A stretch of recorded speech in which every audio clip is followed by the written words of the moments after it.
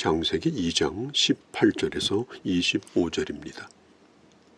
하나님께서 인간이 혼자 살아가는 것을 좋게 여기지 아니하시고 돕는 배필을 주셨습니다.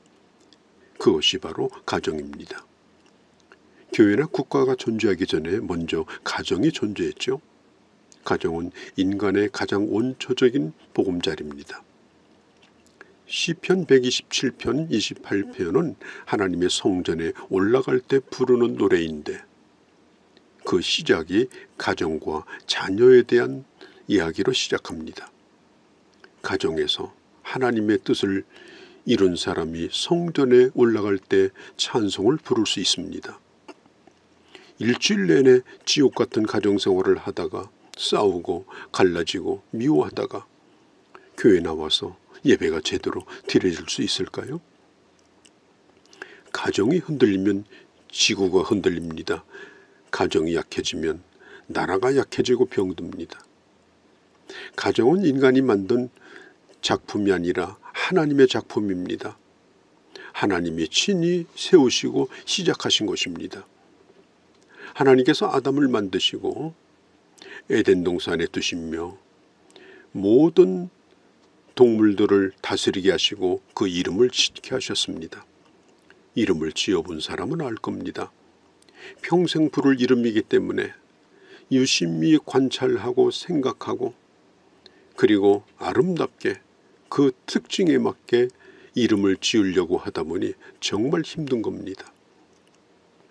아담은 계속해서 그 일을 했습니다. 진화론자들의 말을 빌려보면 그 이름이 수없이 달라져야 했을 것이지만 처음부터 이름은 바로 그 이름이었습니다. 아담이 하루 일과를 끝내고 나면 홀로 동산에 남아있는데 하나님 보시기에 좋지 않았습니다. 그래서 아담 옆에 그를 돕는 배필을 주기로 하셨죠. 그가 바로 하와입니다. 하나님께서 인간을 지으신 사명을 다하기 위해서 짝이 필요했습니다. 에덴 동산을 다스리고 관리하는 일을 혼자 할 수 없었습니다. 돕는 자가 필요합니다. 이 배필이라고 하는 말은 여자가 남자보다 열등하다는 뜻이 아닙니다. 서로 조금 모자란 것을 채워준다는 뜻입니다. 결혼을 통해서 연약함을 채워줄 때 완성된 인간이 되는 겁니다. 배필은 히브리어로 딱 맞는다는 뜻입니다. 남성 명사입니다. 그렇기 때문에 배필은 여자만 배필이 아니라 남자도 배필입니다. 부모가 자식을 돕는 것이 부모가 자식만 못해서 그렇습니까? 약한 자는 결코 누구를 돕지 못합니다. 시편 46편 1절에 보면 하나님은 우리의 큰 도움이라고 했습니다. 능력이 크시기 때문에 우리를 도울 수 있습니다. 그러므로 돕는 배필은 결코 약한 자가 아닙니다. 돕는 간호사가, 돕는 의사가 약한 자입니까? 돕는 자는 결코 하인이 아닙니다. 강한 자입니다. 하나님께서 하와를 배필로 주셨고 그리고 아담을 하와에게 배필로 주셨습니다. 하나님께서 남자를 흙으로 만드시고 여자는 단단한 뼈로 만드셨습니다. 재질로 치면 여자가 훨씬 더 좋습니다.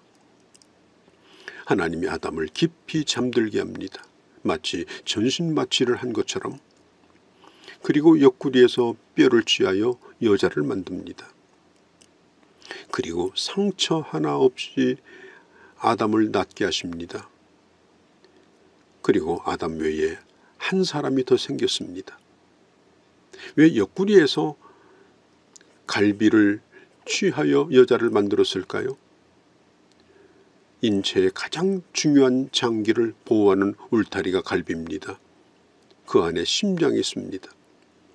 그리고 옆구리는 높은 것도 낮은 것도 아닙니다. 그 사람과 동등한 위치에 있습니다. 동료적인 위치에 있습니다. 하나님께서 여자를 만드실 때 머리에서 취하지 아니하시고 다리에서 취하지 아니하셨습니다. 어거스틴은 아담의 머리털로 하와를 만들었다면 아마도 여자는 남자의 머리에 올라가 있을 것이라고 했습니다. 아담의 발톱으로 만들었다면 남자는 여자를 짓밟게 될 거라고 했습니다. 사랑이 머물고 심장이 뛰는 곳인 갈비를 뽑아 만들었으니 여자는 귀한 존재입니다. 22절에 하나님께서 아담에게 하와를 이끌어 오십니다. 이 말은 가정을 이루는 데 있어서 내가 선택하는 것이 아니라 하나님의 이끄심이 있어야 된다는 말입니다. 하나님의 이끄심이 있는 가운데 시작된 것이 바로 가정입니다. 가정은 하나님의 작품이요, 하나님의 의도요, 하나님의 복을 담는 그릇입니다.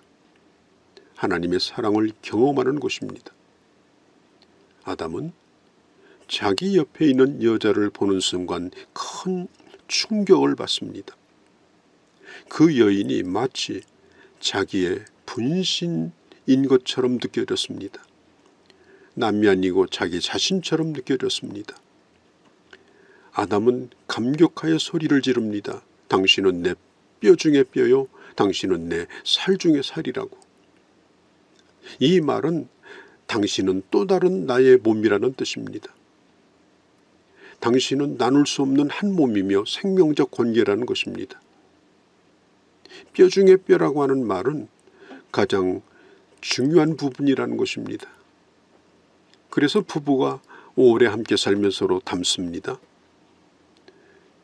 그러므로 여자는 남자에게 사랑과 인정과 인격적인 대우를 받을 수 있어야 되고, 그리고 여자는 남자를 자기 몸처럼 사랑하고, 그리고 서로 존중해야 하는 것입니다.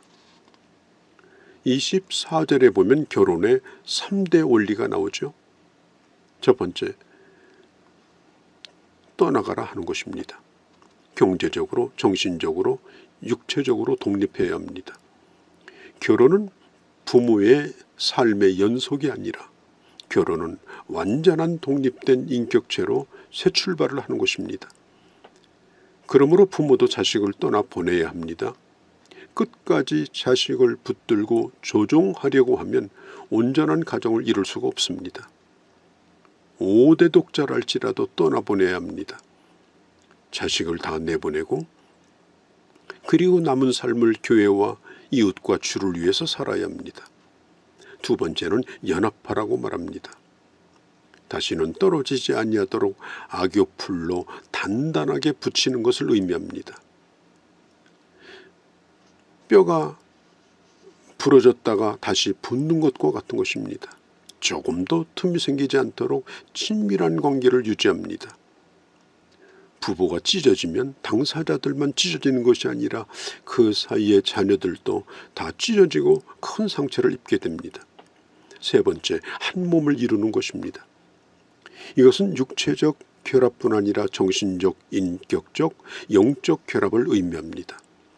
친밀한 관계를 유지하고, 그리고 서로가 부끄럽지 않게 살아가는 것입니다. 24절 25절에 보면 벗었으나 부끄럽지 아니하였다라고 말합니다.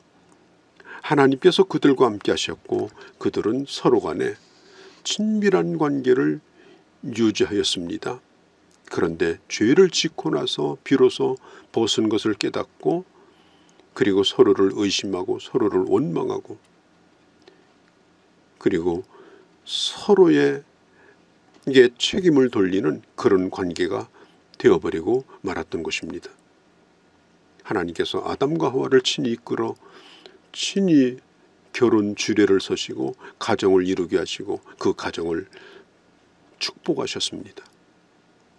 그리고 가정에 지켜야 될 하나님의 말씀을 주셨습니다. 에덴 동산의 복을 누릴 수 있는 계명을 주셨습니다. 아담과 하와가 서로 합하여 하나님의 말씀을 순종하며 복되기를 하나님은 원하셨습니다. 주님께서 오늘도 가정을 통해서 복을 주시기를 원합니다. 오늘도 완성된 인간으로 가정을 통해서 성숙하기를 원합니다. 이런 복을 생애에 누리시고 하나님의 그 놀라운 은혜가 여러분들의 가정에 창문 틈 사이로 이 세상에 흘러나가 이 세상을 복되게 만드는 귀한 하나님의 자녀들이 되어주시기를 바랍니다.